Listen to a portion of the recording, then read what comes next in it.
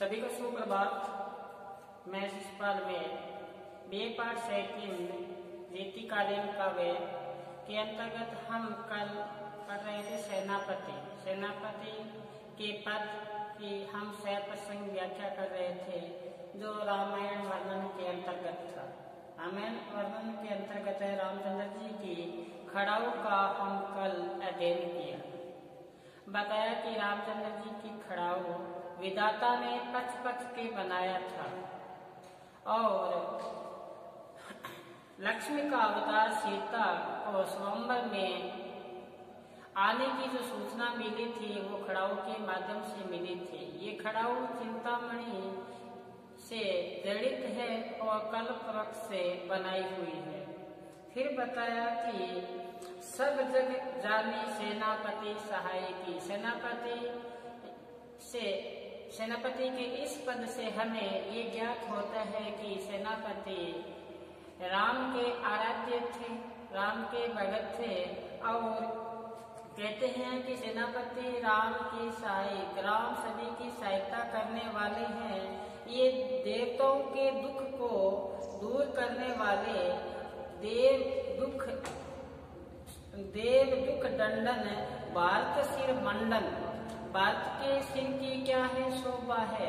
जब रामचंद्र जी को वनवास मिला था तब भरत जी वहां वनवास में गए थे रामचंद्र जी को मनाने के लिए, लेकिन रामचंद्र जी आए नहीं और अपनी खड़ाऊ दी। तो भरत जी ने वो खड़ाऊ अपने सिर पर धारण करके वापिस आए। तो तभी ये कहा है कि भारत सिर मंडन के बंदो अग खंडन। कहते मैं बंदगी करता हूँ, मैं प्रार्थना करता हूँ, मैं उन खड़ाऊ पर नौछावर होता हूँ। सेनापति कहते हैं क्योंकि अग खंडन ये पाप को क्या करने वाली है, पापों को नष्ट करने वाली है। खड़ाऊ किसकी है? जो रघुवीर की है, रघुराई की है। श्री रामचंद्र जी की जो खड़ाऊ है उसके बारे में वर्णन किया था कल। आज हम सेनापति के आगामी जो पद है रामायण वर्णन के अंतर्गत उस पर चर्चा करें। मैंने बोर्ड पे अंकित किया, तो आप अपने रजिस्टर में साथ साथ में इसको उतार लें। अगर आपके पास ये पाठ्यक्रम की अपने रीतिकालीन की आपके पास पुस्तक है तो आपको आवश्यकता नहीं है, अगर नहीं है तो आप उतारिए इसको अच्छी तरह से। एग्जाम में महत्वपूर्ण है, एग्जाम की दृष्टि से ये व्याख्या पूछी जाती है। देखो, सकल सुरेश देश देश के नरेश आई। सकल सुरेश देश देश के नरेश आई। आसन बैठे जे महागुरु धरी के। जोबन के मत कुल मत भुजबल मत। संपत्ति के मत सो रहे निदान भरी के। सेनापति कहे राम रूप दर्शित रूप हवे रहे चकित पे रहे तीर धरी के। बुल्यो अभिमान देखे बानु कुल बानु सब। ठाटे सिंहासन ते हवे रहे उतरी के। दूसरा पद तोरियो है पिनाक नाग पाल बरसत फूल। सेनापति कीर्ति बखाने रामचंद्र की। लेके जयमाल सिय बाल विलोकी छवि दशरथ लाल के बालक अरविंद की।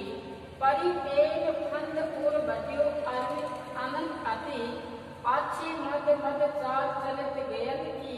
वर्ण कनक बनी बनक आई। जनक मनक बेटी जनक नरेंद्र की। ये अपने इसमें हम आज से प्रसंग व्याख्या करेंगे। तो एक बार देखो ध्यान से क्या बताया है। सकल सुरेश देश देश के नरेश आई। आसन बैठे जे महागुरु धरी के। महागुरु का से है घमंड के साथ। जोपन के मत अपने युवावस्था के मत में, कुल के मत में, भुजाओं के बल के मत में, अहंकार में, संपत्ति के मत में रहे निदान भरी की। तो कवि ने यहाँ पे क्या बताया है, देखो कि सकल सुरेश आई के। सकल सुरेश देश देश के नरेश आई। कवि ने यहाँ पे रामायण वर्णन के अंतर्गत कवि ने सीता के स्वयंवर का चित्रण किया है। सीता के स्वयंवर हुआ था उसका यहाँ पे क्या किया है, चित्रण किया है। जब तो फिर बताया कि उस समय सभा में सूर्यवंशी श्री राम का जब आना होता है, आगमन होता है, उस समय की ये बात कही गई है।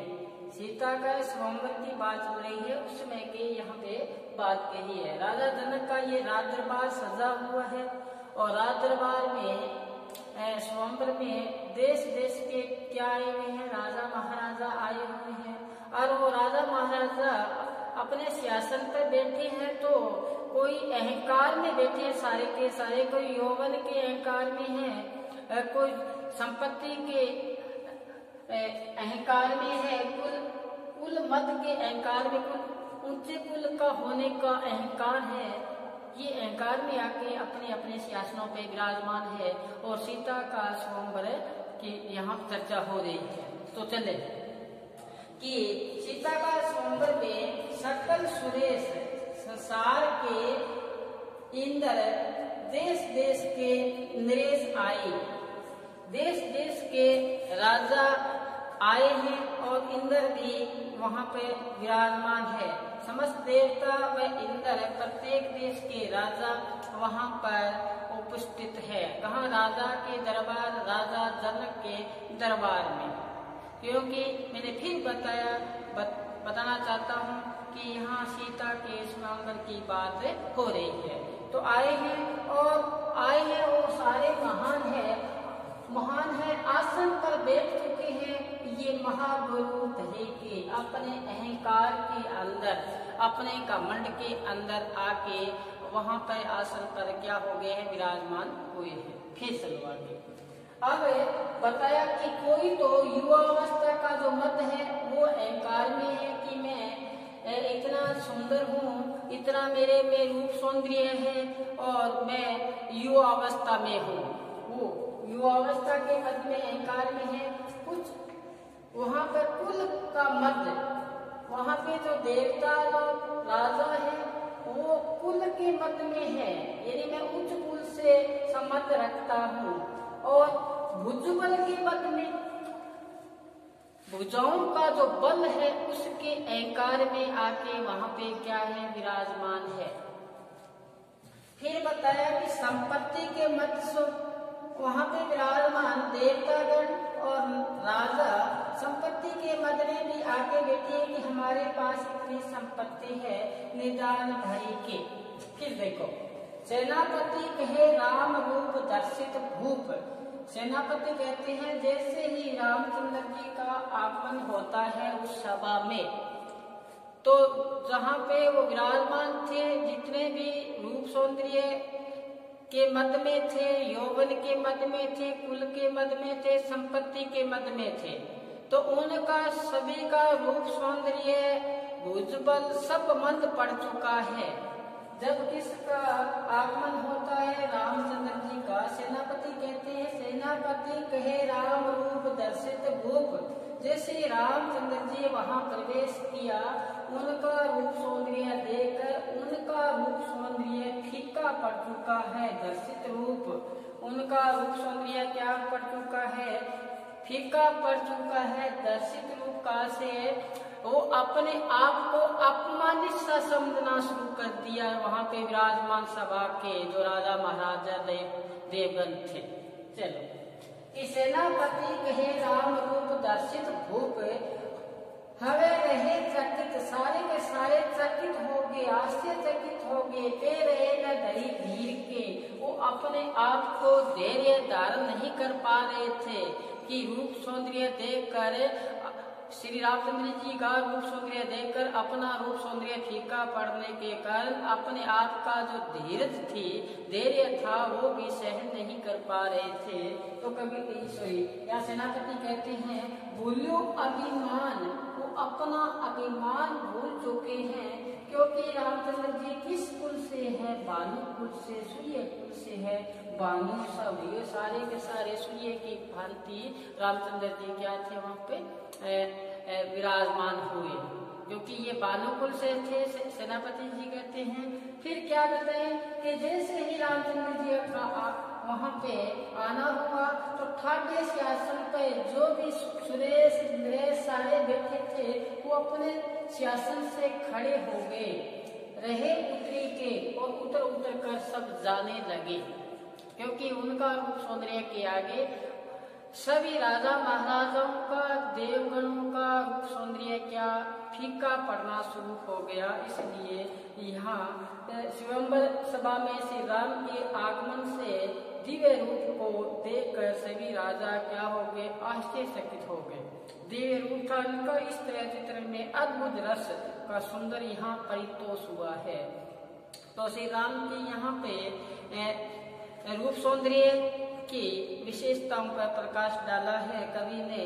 अनुप्रास यामक पुनरुक्ति प्रकाश अलंकार के माध्यम से सेनापति ने यहाँ सीता के स्वयंवर की चर्चा हुई तो वहाँ पे सकल का असे सारे संसार के देवगण, इंद्र, देव और राजा सारे आए हैं, आसन पर विराजमान हुए अहंकार के साथ। कोई यौवन के मद में है, कोई कुल के मद में है, कोई भुजाओं के बल के मद से अहंकार से विकसित है, कोई संपत्ति के मद से है।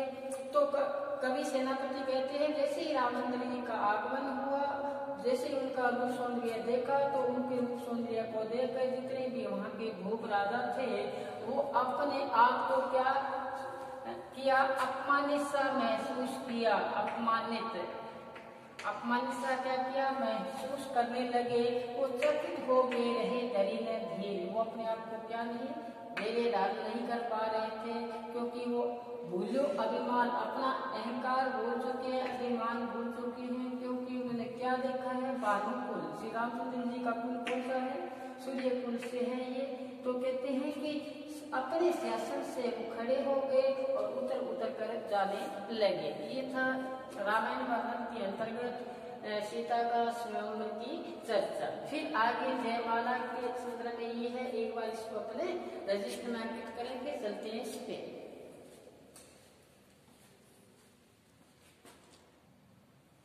तो चले आगे, देखो इस पे दूसरा इनका पद, तोरियो है पिनाक नाग काल वर्षत फूल, सेनापति कीर्ति बखाने रामचंद्र की, जेके जयमाल सिय बाल विलुप्त की छवि, दशरथ लाल के वदन अरविंद की, परी प्रेम खंड उर बढ़ियो है आनंद अति, आछी मध्य मध्य चाल चलित गेयंद की, बनत कनक बनी पानक बनक आई, जनक मनक बेटी जनक नरेंद्र की। तो यहाँ पे स्वयंवर के बाद में जैसे ही शिव का धनुष तोड़ा गया उसका यहाँ वर्णन किया गया है कवि के द्वारा। तो शिव धनुष तोड़ने और सीता की जयमाला पहनाने का यहाँ पर मनोरम चित्रण किया गया है, वर्णन किया गया है। तो सेनापति क्या कहते हैं, जब सीता का स्वयंवर हुआ तो तोरियो पिनाक, शिव का धनुष रामचंद्र जी द्वारा तोड़ा गया। नागपाल बरसत फूल, नागपाल का अर्थ है देवताओं ने फूल बरसाए। जैसे ही शिव का धनुष रामचंद्र जी ने तोड़ा तो देवताओं के द्वारा क्या बरसाएंगे, फूल बरसाएंगे, फूल बरसाएंगे। सेनापति कीर्ति बखानो रामचंद्र जी की, सेनापति जी कहते हैं मैं उनकी कीर्ति का क्या करता हूँ, व्याख्यान करता हूँ, प्रशंसा करता हूँ। रामचंद्र जी की कीर्ति का क्या करता हूँ, व्याख्यान करता हूँ। उस समय बाद में बताया कि लेके जयमाला, कहते हैं जयमाला लेके सीता बाल विलोकी छवि, रामचंद्र जी की विलोकी का आशय देखना कि सीता जी ने रामचंद्र जी की छवि देखी तो कैसे लगे कि दशरथ के बेटे श्री रामचंद्र जी का जो मुख था, वदन का आशय मुख था, अरविंद की भांति था, कमल की भांति था। कैसा था, कमल की भांति सुंदरता लिए हुए था। अब देखो कि सीता जी ने जयमाला डाली है तो परी प्रेम खंड श्री रामचंद्र जी के प्रेम के पास में बंध गई। प्रेम में बन चुकी है कौन? सीता जी। तो बताया है परी प्रेम फंद और बड़ो आनंद आते हृदय में आनंद की क्या हुई है? प्राप्ति हुई है। और बड़ो आनंद आते हृदय में एक नए आनंद की प्राप्ति हुई। जैसे ही जयमाला श्री रामचंद्र जी को डाली तो कि वो प्रेम के पास से क्या होगी? आबद्ध होगी, प्रेम के पास में बन चुकी है। तो सीता के हृदय में प्रेम भाव का आनंद अब बढ़ने लगा, अर्थात हृदय आनंद से क्या हो गया? भर गया। आगे देखो फिर बताया अच्छी मंद मंद चाल चलत गयन की। सीता जी जैसे ही वरमाला डालने के लिए जाते हैं रामचंद्र जी के पास, तो कवि ने यहाँ पे सीता जी की चाल के बारे में भी बता दिया कि उनकी चाल थी वो कैसी थी, चलने की जो गति थी वो कैसी थी कि अच्छी मंद मंद चाल चलत गयन की, हाथी की भांति मद मस्त हाथी की भांति चलने लगी। कहते हैं ना कि नायिका की चाल के बारे में पूछ लिया जाता है तो कैसी हो? हाथी जैसी। ये मद हाथी की भांति चलने लगी या मस्त हाथी और मद गति से चलने लगी। आगे बताया कि आज वर्ण कनक बनी। सीता जी ने जो वेशभूषा धारण कर रखी थी उसका वर्णन करते हुए यहाँ कवि ने बताया है कि उनका जो कनक रूपी थी सीता, उनका जो वेशभूषा थी बानक बनी आई। अपने जो शरीर की जो आभा थी, कांति थी, वो स्वर्ण रूपी थी। ऐसे ही इन्होंने क्या पहन रखे थे? वेशभूषा पहन रखी थी। पैरों में पाजे हुए, पैरों खनक मनक बेटी, पैरों में पायल डाल रखी थी जो एक मधुर ध्वनि कर रही थी। ये बेटी किसकी थी? ये जनक की थी। और जनक जी कौन थे? ये राजा थे। कौन थे? राजा थे। ये यहाँ पे कवि ने वर्णन किया है श्री राम और सीता के सौंदर्य का, यहाँ पे क्या किया है? वर्णन किया है। तो यहाँ जो सीता के हृदयगत जो अनुभव हुए उनका भी यहाँ पे सुंदर व्यंजना हुई है। श्रृंगार रस के सात्विक भावों का भी यहाँ पे वर्णन किया है। अनुप्रास, यमक और रूपक अलंकार के माध्यम से कवि ने यहाँ पे बताया है कि तोयो की नाच जैसे ही रामचंद्र जी ने शिव धनुष तोड़ा तो देवताओं ने नागपालिका से देवताओं ने बस फूल क्या बरसाए हैं? फूल बरसाए हैं। और सेनापति कहते हैं मैं इनकी कीर्ति का व्याख्यान करता हूँ, किनकी? श्री रामचंद्र जी की। फिर बताया कि जैसे ही धनुष तोड़ा गया शिव का तो लेके जयमाला, सीता जी जयमाला लेके छवि देखी है किनकी? रामचंद्र जी की। कैसे थे? दशरथ जी के बेटे की छवि जो मुख था उनका गुलाब की भांति था। अब सीता जी उनके प्रेम के पास में आबद्ध हो गई। हृदय में एक नए आनंद की क्या हुई? अनुभूति हुई है। सीता जी की जो चाल है उसके बारे में कभी यहाँ सेनापति ने बताया कि मद मस्त हाथी की भांति चलते हुए सीता जी ने रामचंद्र जी को वरमाला यहाँ पे की है। आगे बताया वर्ण कनक है। अब उनका रूप सौंदर्य है सीता जी का, उनका वो कैसा है? वर्ण कनक यानी कि स्वर्ण आभा से युक्त। और ऐसे ही वेशभूषा धारण कर रखी है। पैरों में यहाँ पे पैरों में पायल जो आवाज एक मधुर ध्वनि कर रही है। ये बेटी किसकी है? जनक राजा की बेटी है। केंद्र राजा की बेटी है जनक की। तो यहाँ पे धनुष तोड़ने के बाद में, धनुष से तोड़ने के बाद में सेनापति जी ने यहाँ पे वर्णन किया। तो ये जो दो आज अपने 6% व्याख्या की कि सकल नरेश देश आई नरेश आई। यहाँ पे स्वयंवर की चर्चा हुई। स्वयंवर में यहाँ पे विराजमान राजाओं के देवगणों की बात हुई। ये आके विराजमान हुए, अहंकार में हुए, कुल के मद में हुए, भुजबल के मद में हुए, संपत्ति के मद में हुए। जैसे ही यहाँ पे सी धनुष को तोड़ा गया, उसके बाद की बात हुई, यहाँ पे चर्चा की गई। ये अपने यहाँ पे दो व्याख्या की सप्रसंग व्याख्या की है। कल फिर हम शेष बची हुई सेनापति की व्याख्या को लेकर हाजिर होंगे। तब तक आप सेनापति के जो बचे हुए पद घर पे पढ़ते रहें। एक बार आप पढ़ोगे, साथ में यहाँ पे पढ़ाया जाएगा तो आपको आसानी से समझ में आ जाएगा। तो घर पर रहें, सुरक्षित रहें और पढ़ते रहें। धन्यवाद।